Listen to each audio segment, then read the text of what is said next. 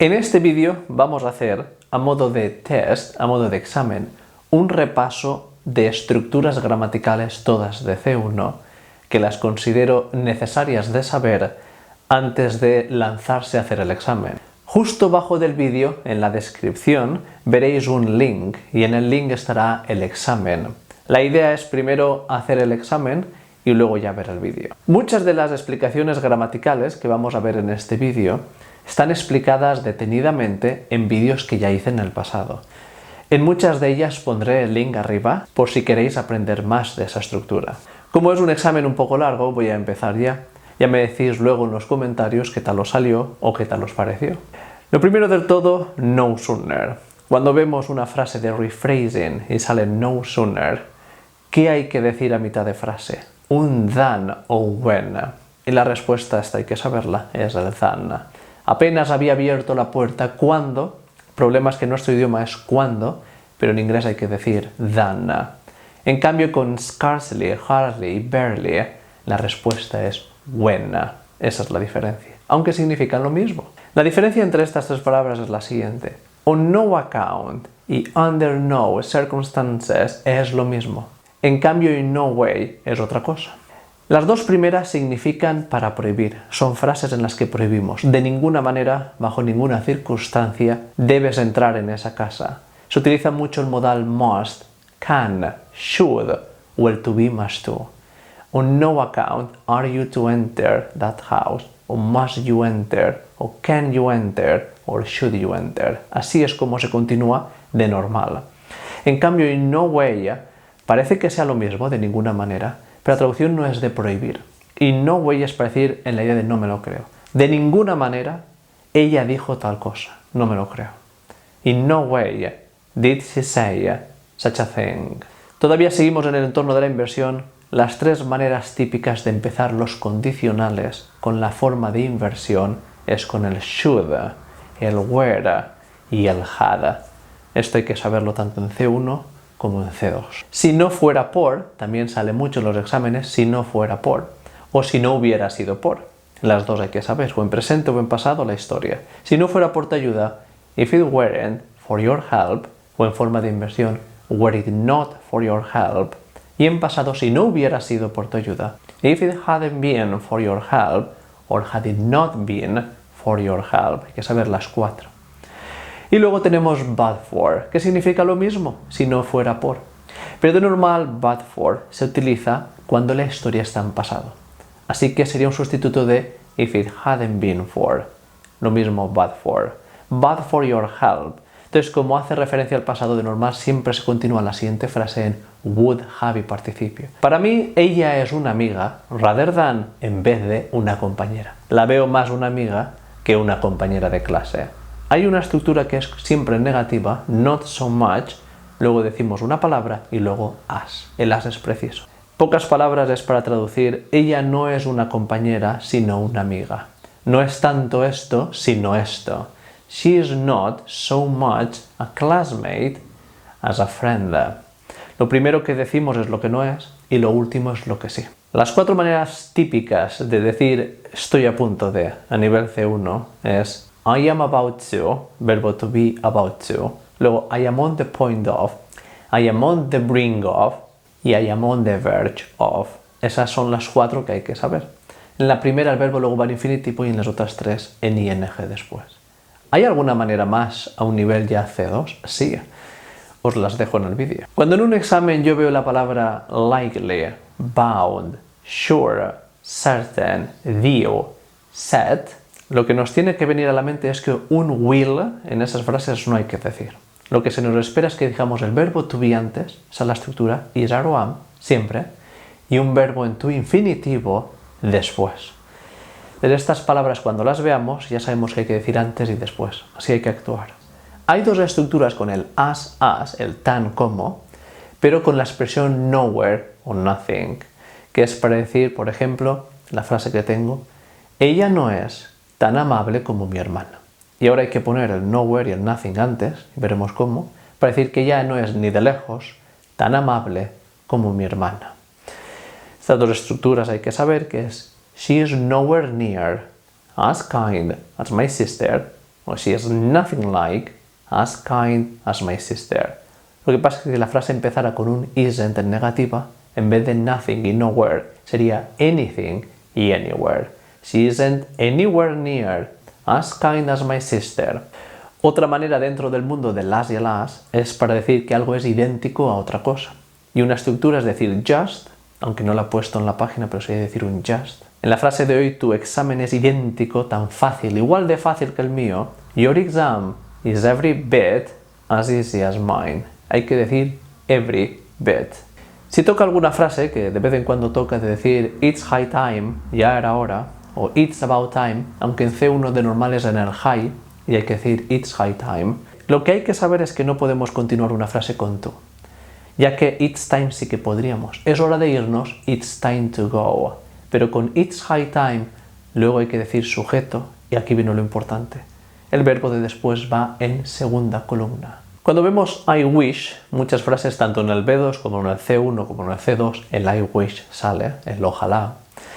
Si la historia que estamos hablando es del pasado, después de I wish, el tiempo verbal será past perfect. Ojalá me lo hubieras dicho, I wish you hubieras had told me. Cambio, si está en presente o futuro, las dos, el verbo irá en segunda columna. Ojalá ella estuviera aquí, ahora, presente. I wish she was, o como es subjuntivo, were, no pasa nada, she were here. Ojalá ellos vinieran pronto mañana, futuro. También segunda columna. I wish they vinieran, came, early tomorrow. Claro, esto desde el B2 ya sale. En el C1 es como que ya hay que saberlo. ¿Qué hay de novedad en el C1? Cuando decimos I wish con queja. Y cuando nos quejamos hay que saber que hay que decir un would. Ojalá se callaran. Ojalá dejaran de hablar. Ojalá se callaran. I wish they would stop talking. O I wish they would be quiet. ¿Y cuál es la otra manera de decir I wish? Es if only. Es lo mismo. La estructura sería idéntica después. Las otras maneras que hay en inglés de decir siempre y cuando, la típica es as long as, pero también hay que saber provided that, providing that, esas son las otras dos. Aunque las tres también se pueden sustituir por, aunque la traducción ya no es siempre y cuando, llega a ser lo mismo que es on the condition that, en la condición que. Yo iré siempre y cuando tú vayas, y yo iré en la condición que tú vayas, dices lo mismo. De los verbos que tenemos aquí, hay tres que si pones un verbo después de esos tres, no van ing, van to. Es decir, que los demás van en ing después los verbos, pero en tres no. En el primero, en mind, siempre ing. ¿Te importa ayudarme? Do you mind? Y ahora ing. Helping me. Pues ¿cuáles son los tres que no puedes poner ing después? Uno es decide, el otro es manage y el último, refuse. Lo mismo ahora. De toda esta lista hay tres que luego va ing y los demás no. Los que luego va ing es resent, deny y involve. ¿Qué dos maneras a nivel C1 hay de no repetir much y many? Ya no de no repetir, sino que a veces se nos pide incluso de decirlo. Utilizando la palabra great. Pues en incontables sería a great deal of, aunque el great se puede sustituir por good, a good deal of. Lo importante es el deal, luego en contables. Si fueran contables las palabras sería a great o a good y luego many y ya está. Muchas personas, a great many people. No niego que aunque esto es un extra que digo en este momento, también hay que saber el a large o small number of y a large o small amount of. Amount incontables y number contables. ¿Cómo decir pasarán 3 meses hasta que la vuelva a ver? Suelen salir muchas frases de rephrasing con la idea de pasaron 3 días hasta que, pasarán 5 años hasta que. Lo primero que el verbo pasar, en este caso no es pass, siempre diremos el verbo to be. Como es futuro, pasarán es it will be. It will be 3 months, 3 meses, hasta, y este hasta podemos elegir, until o before, la vuelva a ver, I see her again. Así que la estructura que es estudiar realmente es decir el it, preciso, luego el verbo to be, en futuro, presente, pasado, como sea, pero el to be. Luego la cantidad de tiempo y luego before o until. Esto 100% de saber. En el mundo de las emociones hay dos estructuras que vamos a ver ahora En el ejemplo he dicho me decepcionó para elegir una emoción, la decepción en este caso. I was disappointed o I got disappointed. Me decepcionó cuando, ya la historia lo que quiera decir. ¿Cómo pongo esto en estas dos estructuras? La estructura hay que decir, una es la de ante mi decepción, que es to my disappointment, o a nivel C1 se añade a veces el much. Much to my disappointment. Sí que hay que saber el much to, luego decir el pronombre posesivo my, his o her, y luego poner la emoción disappointed en sustantivo disappointment. Lo mismo de la otra manera. Me vino de decepción, que siempre hay que decir el verbo come, y as a. It came as a disappointment to me when yo conseguiré aprobar el examen por muy difícil que sea. Ese por muy difícil que sea o no importa lo difícil que sea, las dos estructuras que más o menos son iguales, saberlas. I will manage to pass the exam, however hard it is. While manage to pass the exam, no matter how hard it is. De estas tres frases, una está mal, las otras dos están bien. La que está mal es la que tiene el although, porque en esta estructura de poner un adjetivo al principio de frase, although no se acepta, y solo se acepta as o though. Aunque él parezca buena persona, amable, nice as he may seem, o nice though he may seem, although no. Although para poder ponerse tiene que estar al principio. Although he may seem nice, ahí sí. Cuando vemos en un examen una frase que empieza en un adjetivo, es muy probable que haya que decir esta estructura. De estas tres frases también hay una que está mal, con el yet. Bueno, sabemos que el yet cuando va a final de frase y es negativa, en present perfect, esa es perfecta. I haven't seen the movie yet, nada que decir. Pero luego hay una estructura que es have yet to, tiene que estar en positiva. Todavía tengo que ver la película. I have yet to see the movie. Pero esa estructura en negativa no. I haven't yet to, ahí ya no. La palabra far, aparte de lejos, a veces se utiliza delante de palabras para intensificarlas. De estas tres que he puesto, en una no se puede poner. Sí que se puede poner en el more y less, para decir mucho más, mucho menos, la traducción es mucho, far more, far less. También en un examen de rephrasing vi que había que hacer una frase y había que poner far too y un adjetivo. En vez de decir era demasiado difícil para él, el far era dificilísimo para él. It was far too difficult. Así que far delante de too y too many, too much se puede poner.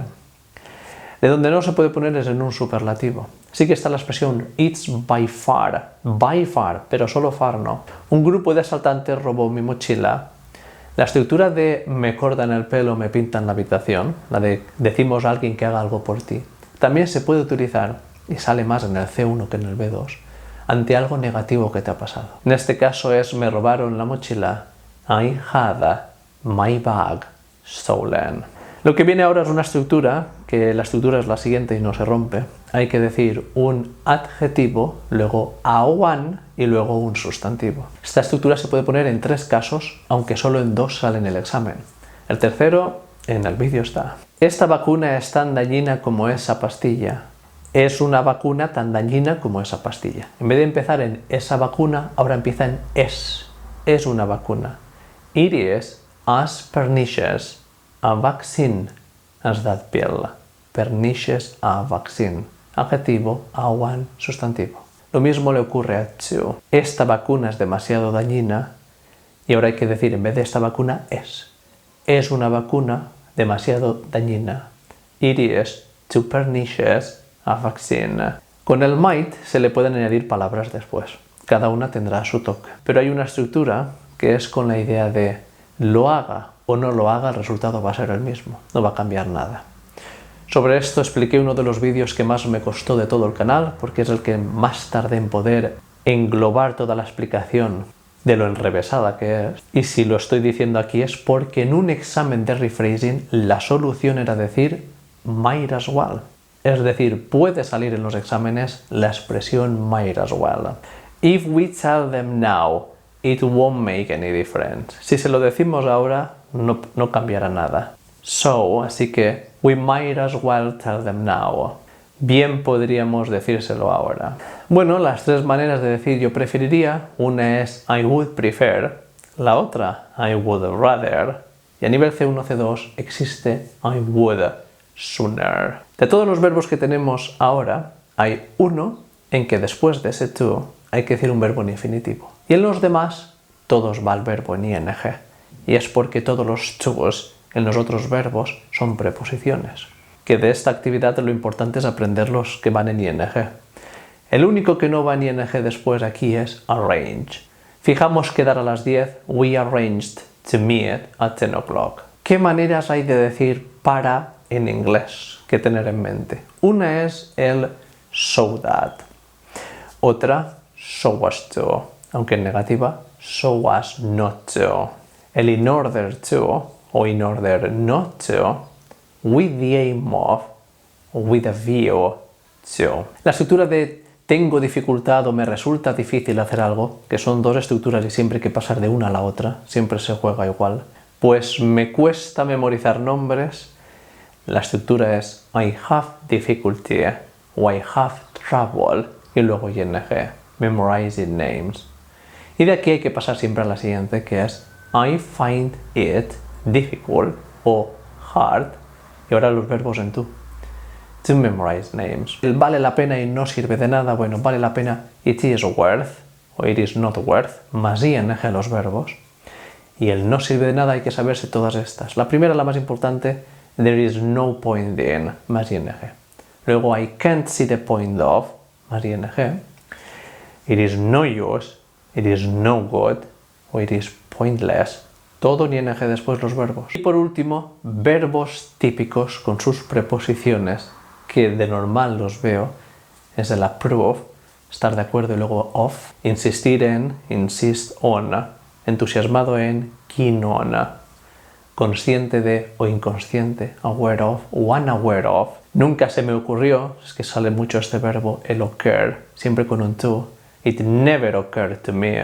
El acusar a alguien, accuse of. El conseguir las dos maneras, manage to, más infinitivo, o succeed in, más ing. Prevent, de impedir, con el from.